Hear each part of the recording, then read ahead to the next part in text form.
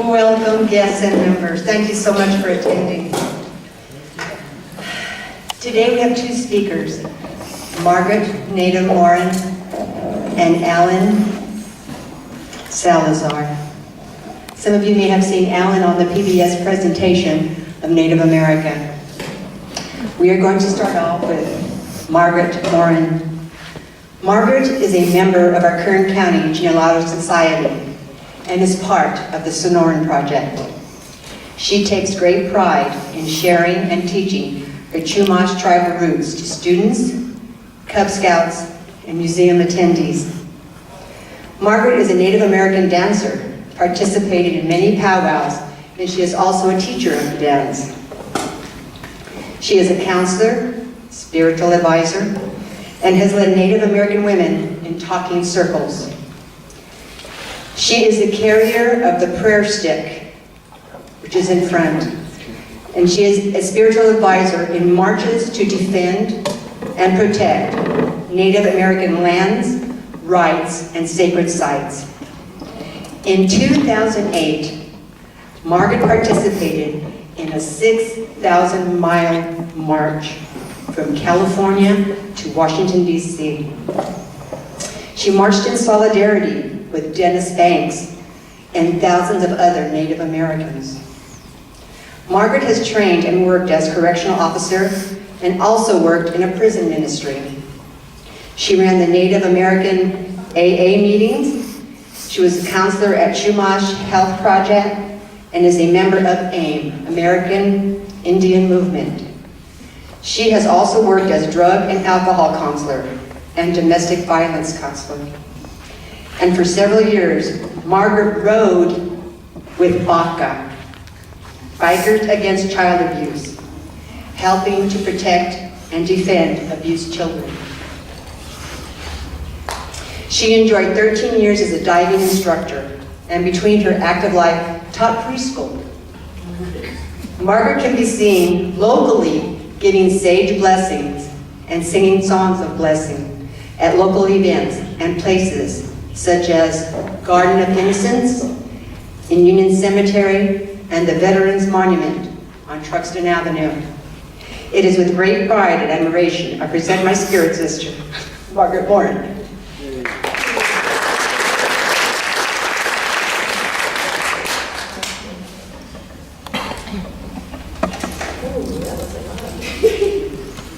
But you told me.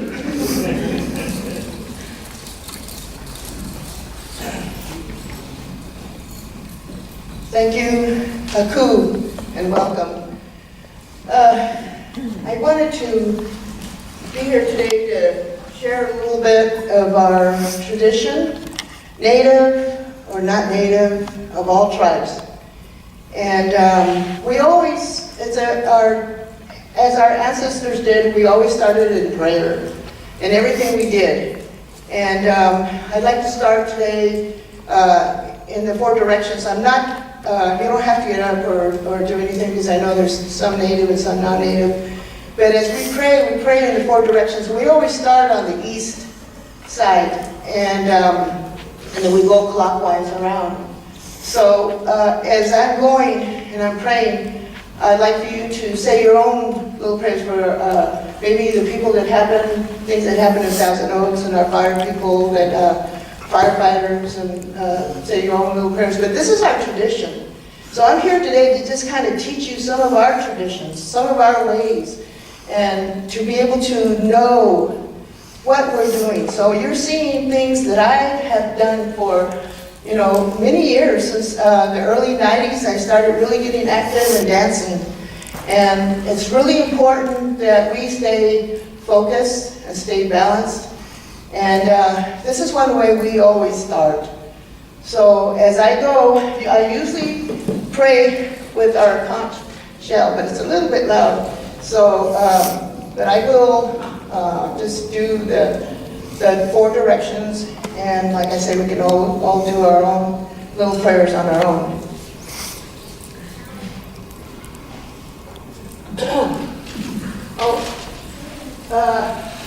There was one thing that was in my heart this morning and last few days is grandmothers. our ancestors. If it wasn't for our grandmothers and teaching us the ways and teaching us the prayers, you know, native or non-native, you know, these are grandmothers that have, and their great-grandmothers, that have taught us in the mornings to pray. My grandmother, as we came in the house, she'd pray us in and pray us out. So, and everything she did, it was always prayers. And I'm sure we would have a relative or grandmother or great-grandmother that did that. And these stories have gone on and on. So I'm going to play a grandmother song as I'm doing this prayer.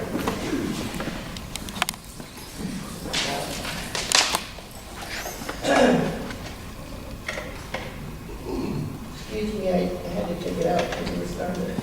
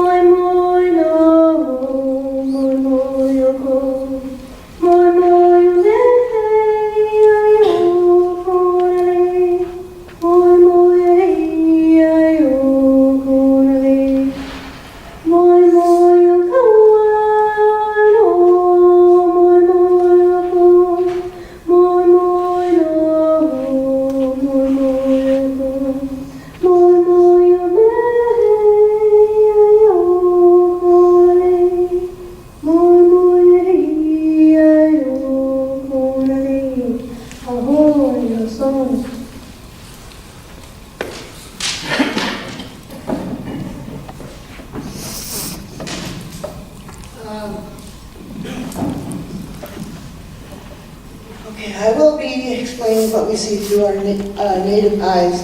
I always believe in everything you do is start in prayer. You know, we always do that at the powwows. Actually, Ellen has also done that. And we stop at the powwows when we do meetings, and we come together as our native people. So I want you to see what I've seen actually and what we do. So I'm just sharing a little bit. This is just a little bit. And what I want to do is to teach you to stay grounded, and this is part of being grounded, and always stay in prayer. And we always try to smudge, you know, every day we try to smudge, and we keep our families in prayer, we keep our children in prayer, we keep our grandchildren in prayer, and it's really important that we do this all the time. And we also carry our pouches around, and we carry our tobacco or a little sage pouch or our sweetgrass. And we have to remember that whenever we go someplace, and when we go to certain places, like I'm wearing my regalia today. This is a regalia. It's not a costume, and it's not like some people might say something else, but it's a regalia. And what we do is we pray over everything that we wear. Everything that we wear, we pray over our hair, everything. So we can't have people coming and touching it, you know, and say, oh, this is beautiful. We know that things are beautiful. We know that the things we wear are beautiful, but we can't be touching them after we pray over them. Because when we pray over these things, even our hair, wherever you go, and if you're not in a good place, those things can attach to you. So that's why we pray over our hair. You know, there people will look at your hair, oh, you got beautiful hair, or they touch it, you know. And we don't do that. We don't go in there and try to touch people's hair or their braids or anything like that, you know. And I was telling this young man, I said, don't let anybody touch your hair, you know, because once you let it start growing, You don't have people touching your mother, your aunts, and everything, of course. But our hair is sacred. We have people that that have gone to boarding schools and the missions where they had to cut their hair. Forcefully, they had to cut their hair. So right now, even if your hair is short, it doesn't matter, but it's still your crown, and it's important that we take care of our things that are sacred. And it's getting back into what we used to do, what our ancestors used to do. And right now, we have so many things that we have gone through, and our ancestors have gone through. And those things that we have to walk in forgiveness sometimes, but it's hard when you hear the stories of the boarding schools and you hear the stories of the missions. And I know people personally that has happened, things have happened to them about that. But we are huggers, we're handshakers, and that's what our tradition is and what we enjoy doing. This is our ways. So I'm just sharing a little bit of our ways. But I have done quite a few things, and one was this here that I'm most proud of, that I can never forget what I've done here. But I stand here today living proof that change is possible no matter what has come in my life and has committed in our past. I stand here today as a strong Native woman. And we have ancestors that, that were in the past that have stood up for us. And I am here because of my ancestors and their beliefs. And they know what was wrong, what had happened to them. Native Americans have been fighting for hundreds of years, fighting for the land, for the water, and the sacred sites. Fighting for the right to vote.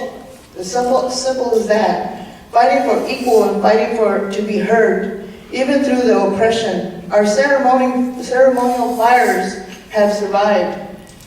Our people still stand together, and it's a trail of strong women that help hold me up. If it wasn't for my grandmother, my great-grandmother, and some women that have held me up through prayer. And so our people still stand together, and the trail of strong women. And this is why I work with a lot of the women, because women are they're life givers, and we were supposed to respect the women. This is how we live. This is our ways. We respect women. They are life givers. They give life. So a little bit that I'm teaching you here, respect the women. Women are held high in our community, in our Native community. So the people,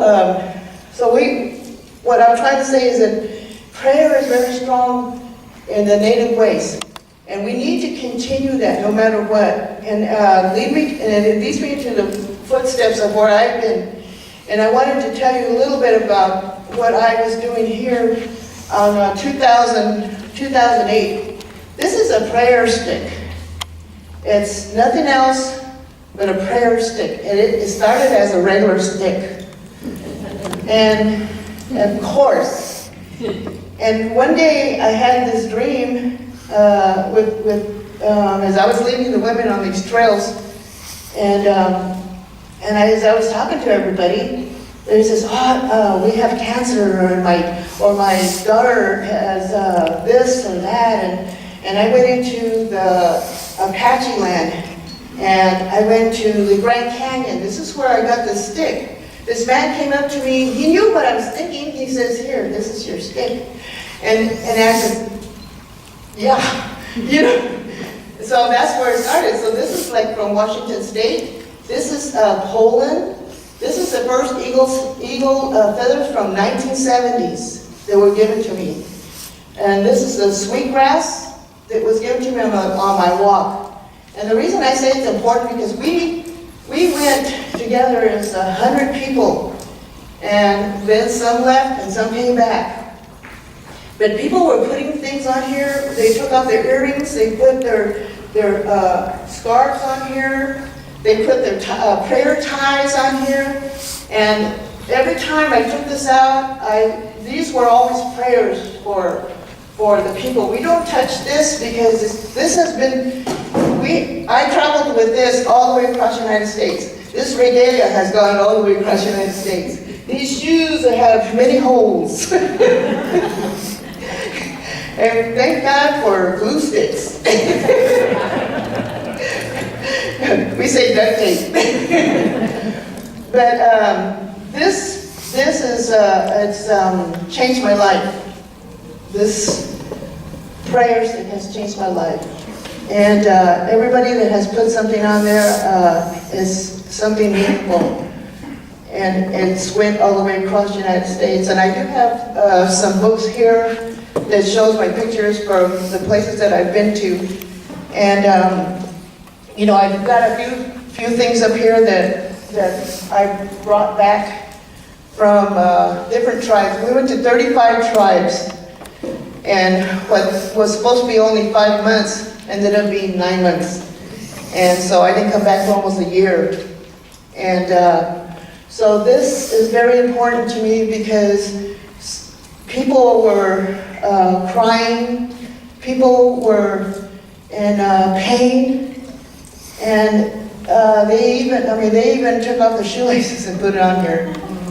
And everything that you see is just people that have put up their whole heart and says, walk across the United States and pray for me. Pray for our waters, pray for our land.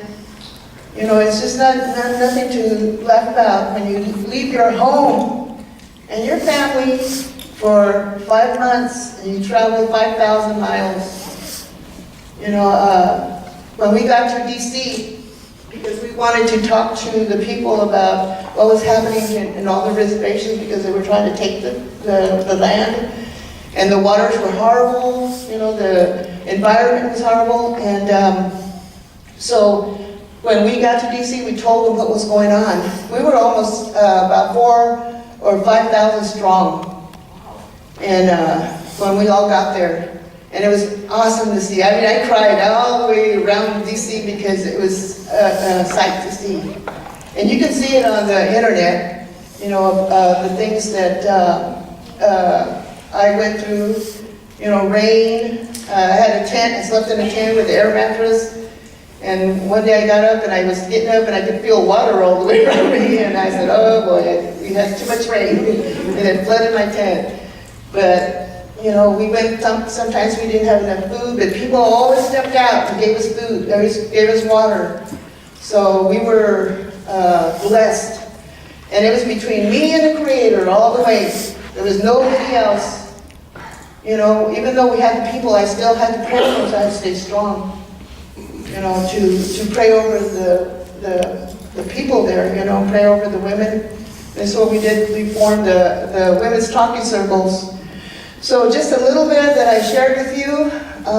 I'd like to turn it over to Evie, and I hope you learned a little bit about my regalia and a little bit about me. And our people have always been, or they cared about the land and water and our air. So when we see things out there in our oceans, when we see those whales that are dying because they have all this plastic in their stomachs, it's kind of sad to see, you know. So that was part of what I was doing. But thank you so much. I just want to share a quick story.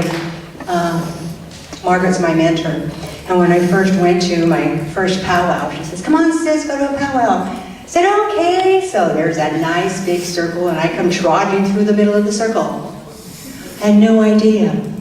And Margaret says, no, you broke the circle. So know that when you go to a powwow, you're most welcome, but do not walk through the circle. Our next speaker is Mr. Alan Salazar. He's a traditional storyteller and tatavia. Good enough? I had 3 pages, but he said, no, that's too much.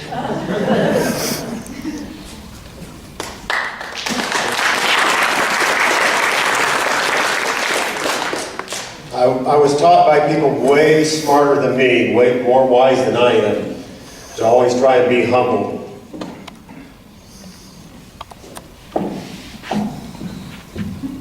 Can you guys hear me? I have a big voice, which is good for this, bad when I was in school. I'd use the assistant principal on a first name basis. I'd go to school in the morning, go, Fred, how you doing? He goes, good, how are you, Alan? I go, pretty good. He says, you gonna come visit me, Dick? Probably. A few rules and guidelines. These are traditional native procedures, protocol. I went to Foothill High. If there's anyone from BHS and you're sitting in the front, you have to get a move to the back. Foothill, you get to move to the front. That's official Native American protocol.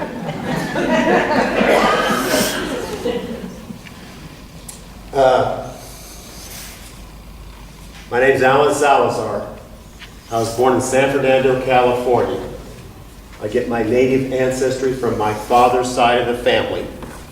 So this is my father here. He was a Marine, fought in Saipan, Okinawa in World War II. It's my father later on in his life. Some aunts and uncles down here. My grandmother and grandfather. My grandmother again, my grandmother again.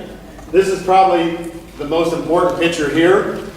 This picture was taken in 1957. I have a mohawk, my older brother has a mohawk, and my dad got a mohawk. I was the baddest 6-year-old in Hanford, California. It was the last time I've probably ever been cool. Since then, it's all been downhill. I tell people all the time, this is the shortest story I'm going to share with you today. I was that cute at one time.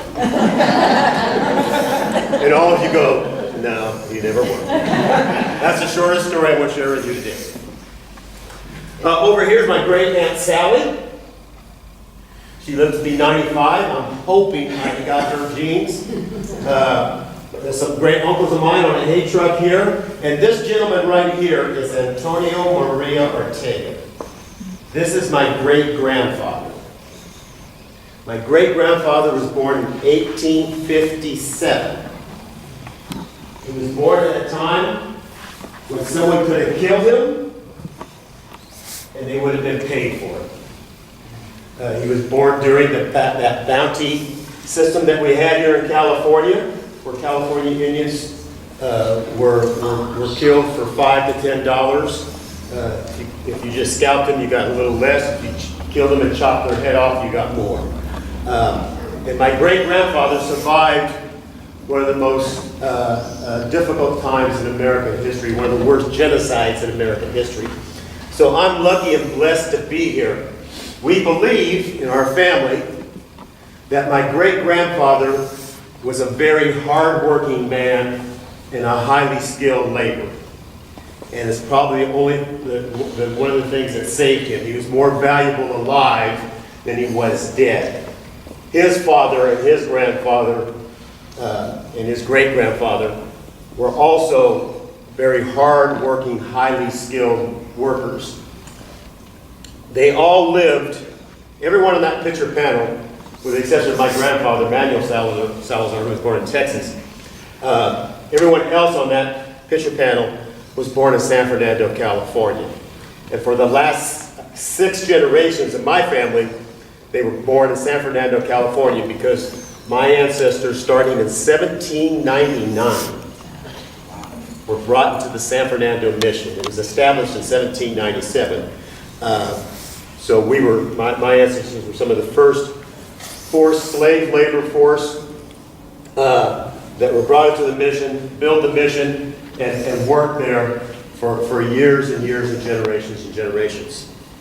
I recently met with John Johnson, who's a top anthropologist who studied the Chumash at Tataviam, and many of the local tribes in Southern California and their genealogies and family histories. And I wanted to find out, if you go to the San Fernando Mission, and this is true of almost every mission in California, I can tell you right now, there's one that is not like this. Every mission in California has mass burials, and they're all unmarked graves. At the San Fernando Mission, they have a plaque about that big, and it says there are 2,425 neophytes, natives buried at the mission. So basically, it's a large mass burial. That's true of every mission in California with the exception of one. And one of them actually has like a Vietnam memorial wall where they went through their mission records. And they have the names. At the San Fernando Mission, they have the names of every one of those 2,425. If they wanted to acknowledge them, they could. And I met with John Johnson to go back over some of my family members that were brought into the San Fernando Mission. And we were able to go to that family member that was brought, my first family member, who was a great-great-great-great-grandmother, is one of those 2,425 is buried there at the San Fernando Mission. Her husband, my great-great-great-great-great-grandfather, is also part of that 2,425.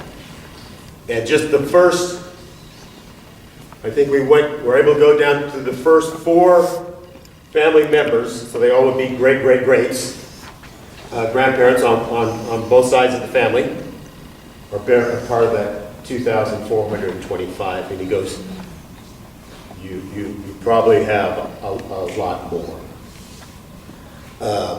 But through San Fernando Mission records, we've traced back to the village of Chihuahua, which is in Tampo Canyon, modern-day Simi Valley. And we trace back to the village of Chugoyanga. I'm sorry to take your thunder away. She so much wanted to say Chugoyanga, which is a Tataviam village, and it's where Magic Mountain is. Magic Mountain is literally built over one of my Tataviam village sites that my ancestors are from.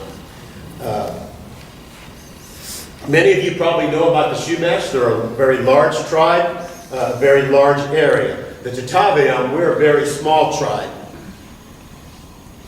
We go from the town of San Fernando, maybe a little bit south of the city of San Fernando. And I clarify that with people all the time because of the image of the San Fernando Valley. I was born as the town of San Fernando, not San Fernando Valley. I'm not a valley boy. I find that kind of, which is, to me, this pretty much sums up all Americans. Those people that live and are born in the San Fernando Valley, you could go up to any of them and go, where were you born? I was born in the valley. Like, that's the only freaking valley in the whole world. San Joaquin Valley? Nah, you guys, no. You're not even close. I'm from the valley, the San Fernando Valley. Not me. I'm from the town of San Fernando.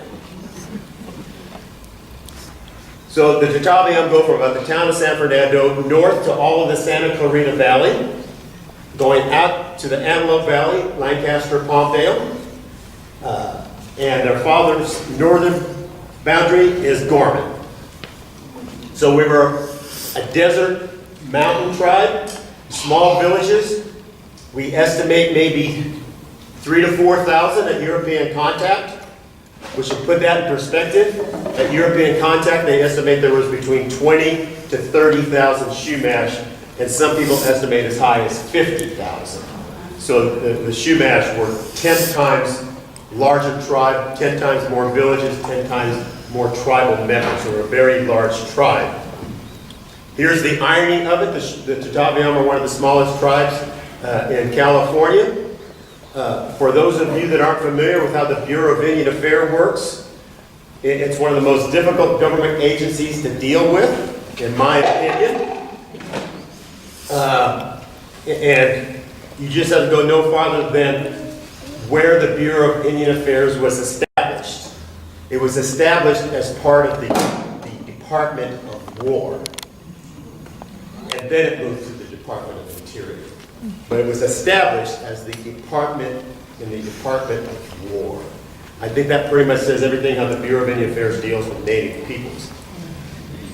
So, there are hundreds of tribes that are non-federally recognized. Their land was taken away from them. What happened to my family happened to thousands of California Indians. There's nothing special or unique about my family. This is what happened to them. Because we lost our land, the Bureau of Indian Affairs does not recognize the Ventureño Chumash or the Fernandino Tataviam. Tataviam means people facing the sun. That's why I have such a great tan. You should see my butt. You guys won't invite me back next year, will you? That's okay. So the Tataviam, we lost our land. It was taken away from us. It happened twice in my family. And like I said, it's not unique. I'm not going to give her anything. You won't believe what happened to my family. It's just a tremendous story, and we're special and unique. What happened to my family happened to thousands and thousands of California Indians. My great-grandfather was given some land to him by the San Fernando Mission priest. Not much, a handful of acres. We believe maybe 5-10 acres. But he was working at the San Fernando Mission in the 1870s, early 1870s, 1871, 1872. He was a young man, around 18, 19 years old, maybe 20. Because on that 1857, there's a couple records that say 1855, so we kind of guess on his age. But he was a young man. Much like Bakersfield, much like where we are at right now, the Beale Library.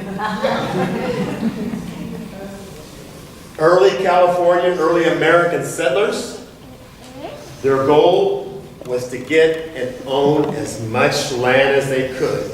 When they moved to an area, they knew no one owned all this land. And General Beale took as much as he could. In the town of San Fernando, Charles Mcclelland was a very powerful, influential early settler of the town of San Fernando. He was a state senator and had moved to San Fernando and was acquiring as much land as he could. There's McClay Avenue in downtown San Fernando. It is approximately 100 feet, not 100 yards. It's approximately 100 feet from the Fernandino Tataviam tribal offices in downtown San Fernando. Every day we see that sign, McClay Avenue. So Charles McClay in 1871, I believe, 1872, found out that my great-grandfather owned some land. And that 5 other Indian men, basically 5 other Indian families, also owned some land in San Fernando. California Indians had 0 legal rights. They weren't allowed to go into court to testify. And Charles McClay knew this. So he contacted the local sheriff and had those 6 men and their families, one of them being my great-grandfather, evicted from their land. Apparently that wasn't enough. He also had each one of those 6 men fined $500 each. That's a lot of money. Back then, it was literally, the average salary was like $50 a year. I mean, it was less than $1 a day for work. You work for 20 cents, 30 cents a day. I mean, so $500 would be like $1 million fine today, literally. Knowing that those Indian men didn't have $5 between them, let alone each of them have $500, he also got the local constable, the local judge, to charge them $5 a day until they agreed to pay that $500 fine. Now, my great-grandfather was a young man, as I said, so he was able to work that off. California, they didn't like using the word slave. So my great-grandfather was indentured and had to work for Charles Mcclelland for several years until he paid off that $500 debt, whatever, how many $5 a day fines. Because he refused to leave. They had dragged my great-grandfather off that land. They had to handcuff and shackle my great-grandfather and drag him off that land. And I've often wondered, why did he put up such a fight? Because they just could have went. So to refuse to leave, that was both bold and stupid at the same time. But like I said, what happened to my family happened to thousands of Indian families in California. His grandfather, my great-great-great-grandfather, if you go to Encino State Park in the town of Encino, there's a plaque. And it's very similar to what happened to my great-grandfather.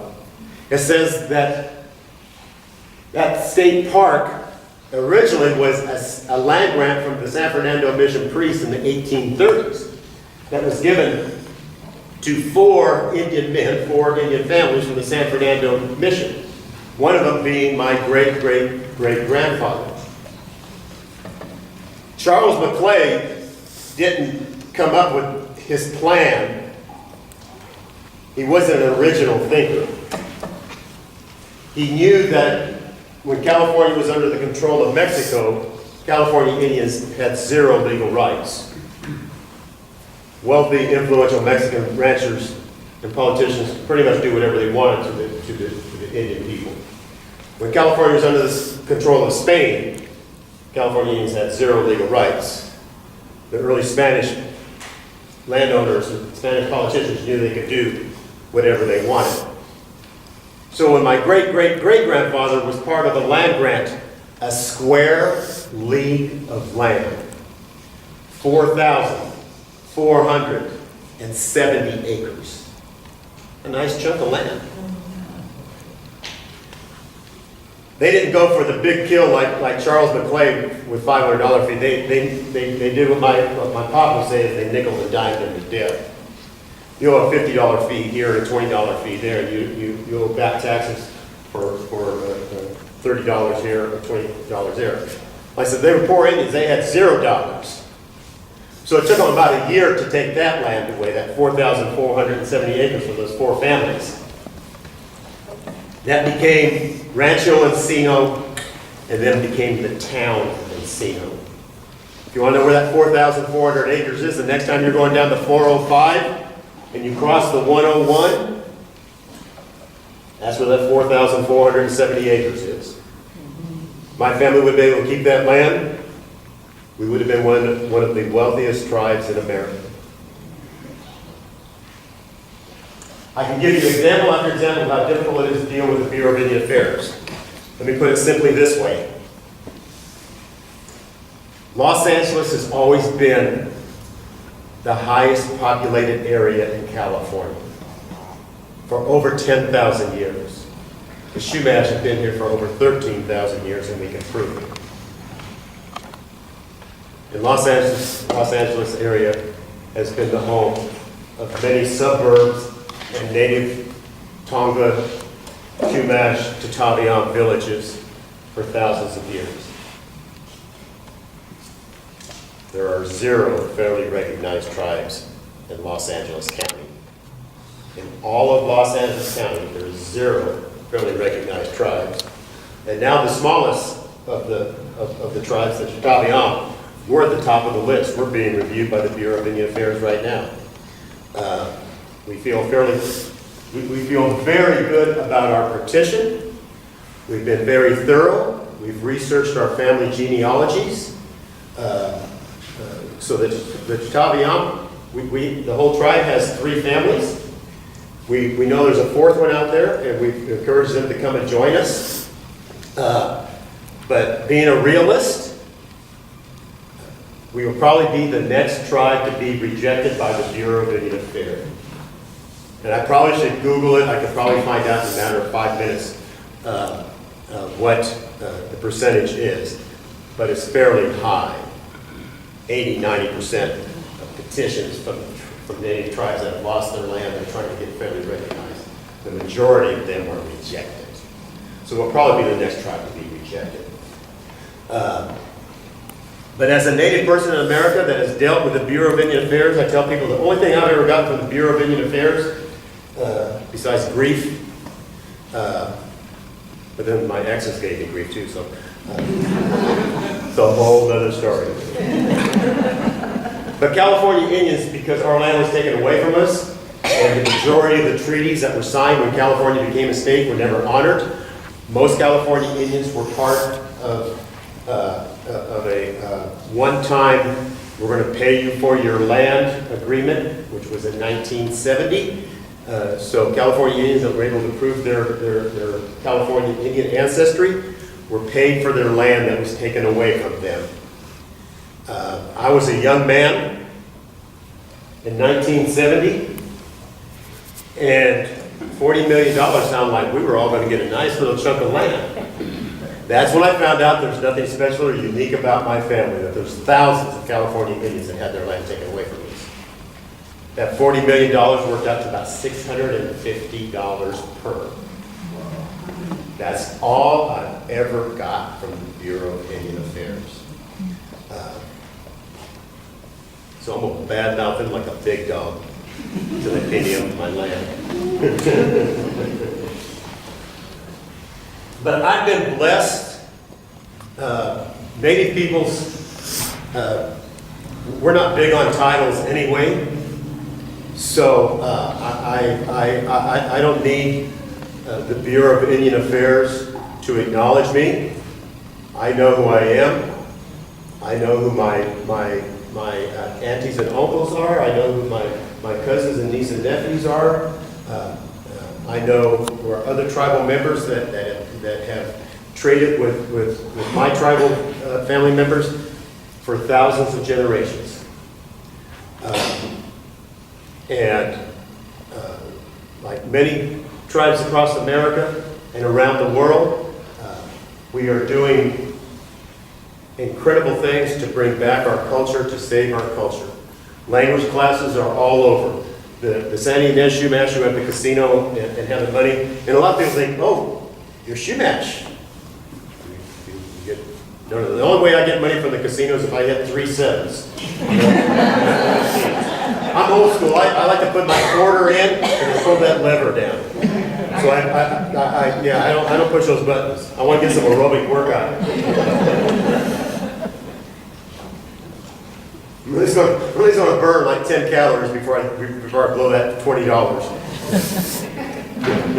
The last ones I'll even think about. I'll drop that quarter in there.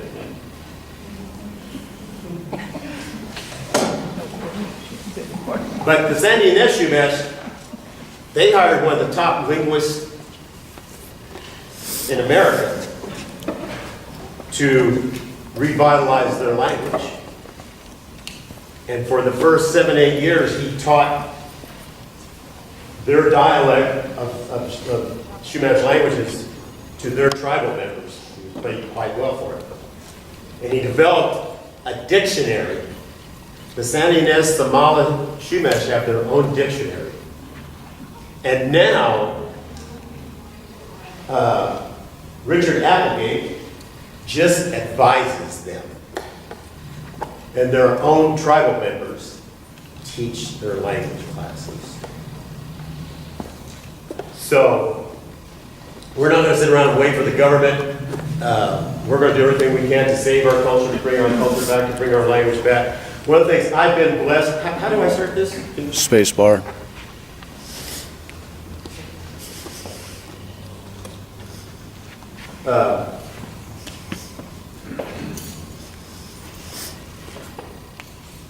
Here we go. One of the things I've been blessed to be involved with for the last 21 years is our Chumash plank canoes, our Jamoles. This used to be a large part of the Chumash culture. I tell people, I go, the Chumash are famous for about 5 or 6 things. We're famous for our plank canoes. Only 2 tribes, the Tonga Gabrielino and the Chumash, made plank ocean canoes. Seaworthy canoes out of simple tools. This one is Eloyun, which is swordfish.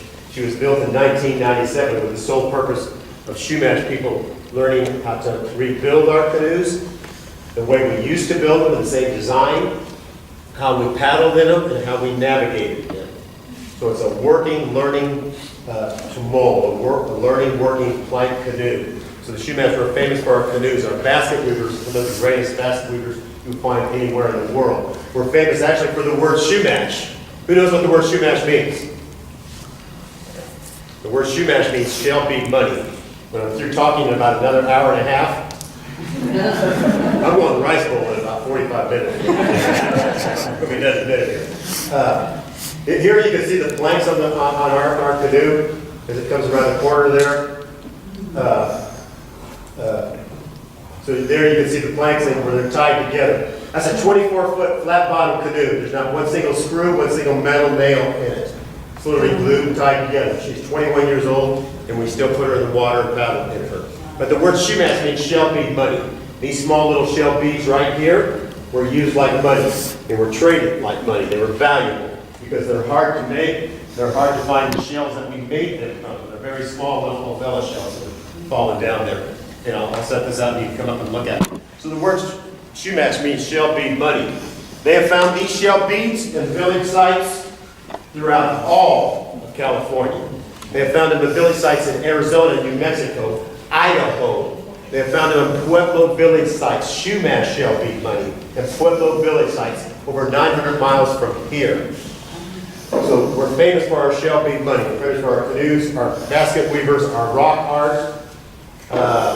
The fact that the Chumash were a little better looking than all the other tribes around us. What else? That's pretty much it. Thank you for your time. No. My ancestors and us, when we do our crossings, so what we mean by crossing is we're going from Channel Islands Harbor. We're going from the mainland out to the islands. So Channel Islands Harbor is in Oxnard, California. We leave about 3 o'clock in the morning.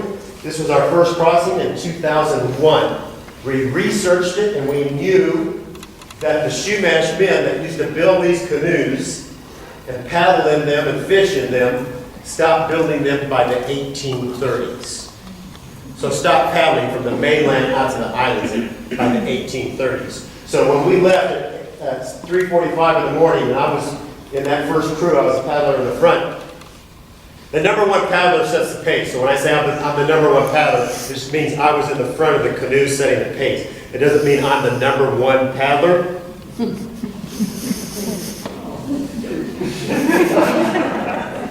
It just means I'm in the front of the canoe.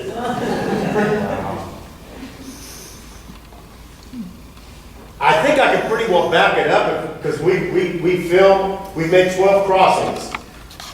And we know our average speed because we know our time. So we know that this first cruise started at 3:45. We know how many miles they got. We can average it out that we average around 2 to 3 miles an hour. I'm pretty sure if we went back and thoroughly checked those records, that when thunder and lightning are in there, we go 4 miles an hour.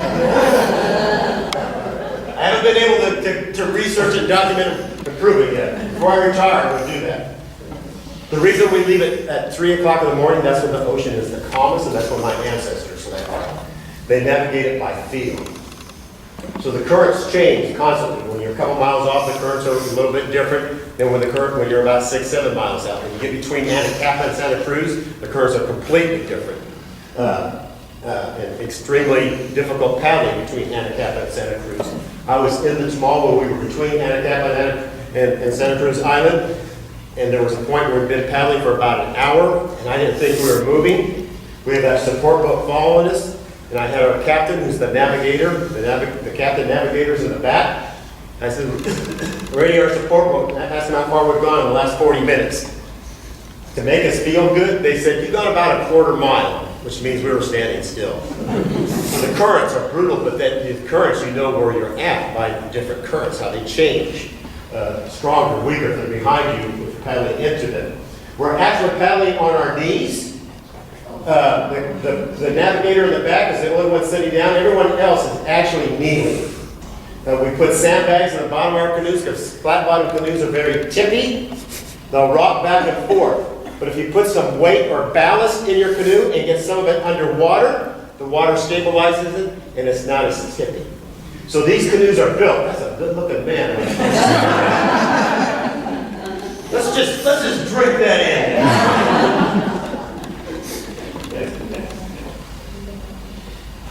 I'm like Michael Jackson. They're working on that damn stage. Like, come on, moonwalk here before it's over. But our paddles are over 11 feet long. It's extremely physically demanding paddling. Takes a lot of upper body strength.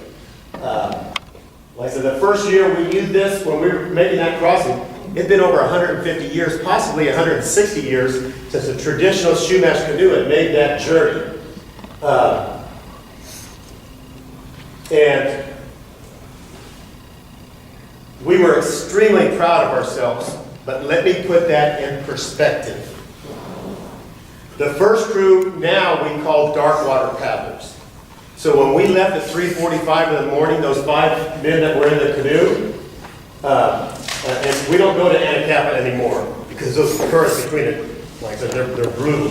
So now we just go from Anacapa, from Channel Islands straight to the moon, Scorpion. But you can see the currents can get just brutal out there.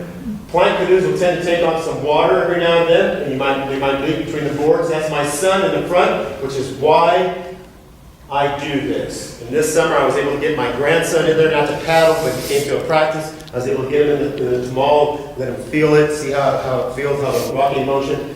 And that's why Marcus Lopez right there in the orange vest, Marcus and I are about the same age. We've been doing this over 20 years. Reggie Pagaline is in there. And if you notice, when my son was in there, there were women paddlers, and they were pumping water out. We have both men and women paddlers, even though it was the Brotherhood of the Tumult. And we catch some heat for that. And we discuss it all the time. I was actually discussing it with Pete Zavala just about 2 weeks ago. Alan, how do you feel about the Brotherhood of the Tumult having women in there? The Chumash have always had women leaders. We've always had women chiefs for hundreds, if not thousands of years. There's a Chumash myth and legend, an old ancient Chumash story that says the Wote or chief's daughter was out fishing one day and heard tumult. Any of you, I don't care what tribe you're from, if you're from that great Irish tribe or that great Italian tribe, your old myth and legends tell stories about your culture, about your tribe. So if there's a story that the Wote or chief's daughter was out fishing and heard tumult, we probably have had women paddlers and women fishermen for thousands of years. That's why today we have women in our canoes paddling, and they help build our canoes and are equal partners with the men. But getting back to the flat bottom, in that canoe right there, we put about 300 to 350 pounds of sandbags to get some of it underwater and stabilize it. I have pictures up here of this year's crossing. This is a 32-foot. Let me get a picture of me in it. It's about me. This is a 32-foot plank canoe. We put 800 to 900 pounds of sandbags of ballast in her. She weighs 500 pounds empty and dry. So they're basically small cargo ships. They're built to carry great amounts of weight. We can take that tumult out today. There's 4 paddlers in there, so we can easily remove 1. We could easily probably remove 2, and 2 men can take that canoe out and bring back 400 pounds of fish in it. And they did that all the time. When I was starting to say earlier, I don't want to get too full of myself, and we know that the last couple moles were built in the 1820s, maybe 1830, but probably late 1820s at the Ventura Mission. We know the last 2 were probably lost together in a storm, and they were sent out to fish and bring back fish to feed the people at the mission because the Ventura Mission was struggling due to drought. This is the story from the men that were in the tumults that day. They put 3 men in each canoe. They were probably around that size right there, about 24, 25 feet long. They paddled all the ways out to Santa Cruz Island, turned around, and were paddling back. From Ventura to Santa Cruz Island, it's about 23 miles. Let's say they didn't go all the ways to Santa Cruz, so when they said they paddled out to Santa Cruz, they paddled close enough that they were close to it. Let's round it off. They paddled 20 miles out, 20 miles back. We paddled 20 miles out, and we're switching crew members in and out of the canoe to keep them fresh, so they don't get tired because we're paddling on our knees and we're whining and complaining. The first cruise, they usually get the most miles. I've been in a first crew that left at 2:30 in the morning and paddled to 6:30, 4 hours. And we paddled 10 of the 20 miles. When we got out, we were exhausted. And it was the bigger Tamal, so it was all six men. When those 6 men got out of the Tamal, you would have thought that we just gave them childbirth. We were so proud of ourselves and the pain and agony that we'd suffered. We paddled 10 miles. The last 2 Tamals were lost. The men paddled 20 miles out and 20 miles back. We're fishing all the ways out. We're fishing all the ways back. They estimate they had 400 pounds of fish in each Tamal. That's how good my ancestors were. That's how much more work we have to go, that we have to do. I'm 67.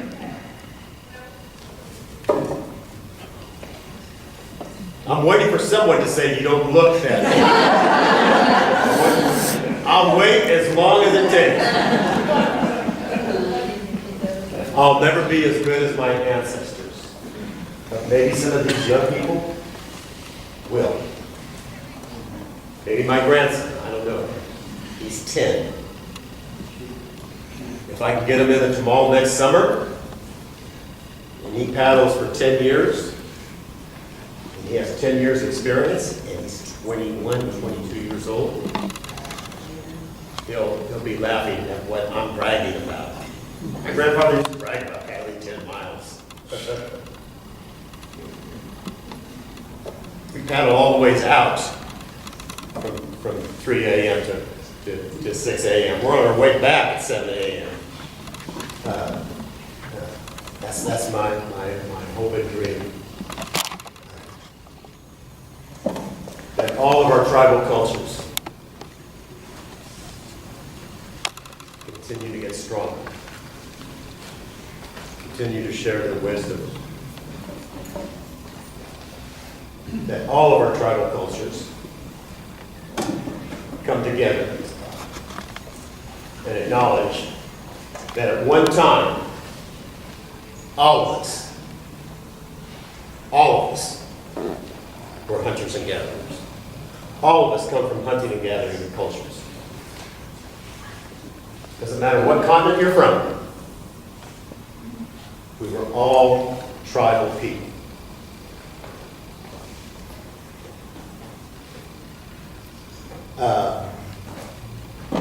Margaret, did you want to have a Q&A or? Yes. Okay. If you guys don't ask questions, we'll stay here as long as it takes. But if you have any questions. Margaret wants to say something first. You can't hear me as good as Ellen. I wanted to say something about Ellen. The first time I've known my brother here for a long. No, I shouldn't say that long. It makes us feel old, huh? But the first time I met him, we were going to Mount Pinos, and he was a runner. And we started at the bottom of the hill. And I go, I'll run with you. Okay. And I said, oh, I can make it. You know, but I didn't know the mountain was like that. Oh, yeah. And so I got like halfway, and I go, I'll see you later. I can't go over that. And it was straight up, and that man just kept going and going. But I thank you so much, Ellen, for coming here today. We're going to give the audience be able to give some questions to you, but I want to give this was from my walk, and this is the sweetgrass, so I want to give that to you. So thank you for coming.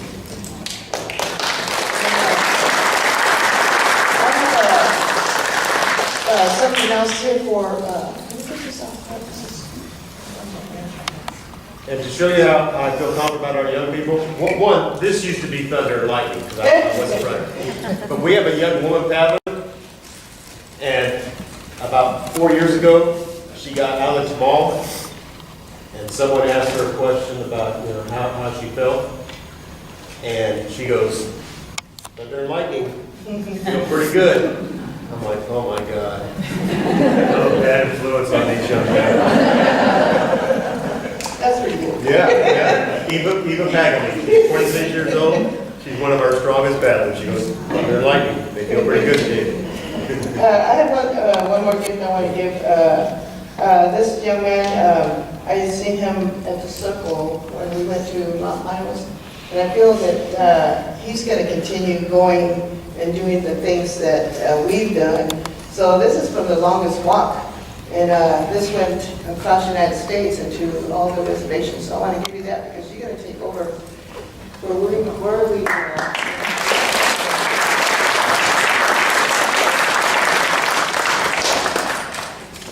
He has a heart of gold. I mean, just a sensitive heart for the Native people to help. Thank you, Alan and Margaret. I'm now going to turn the meeting over to Mary.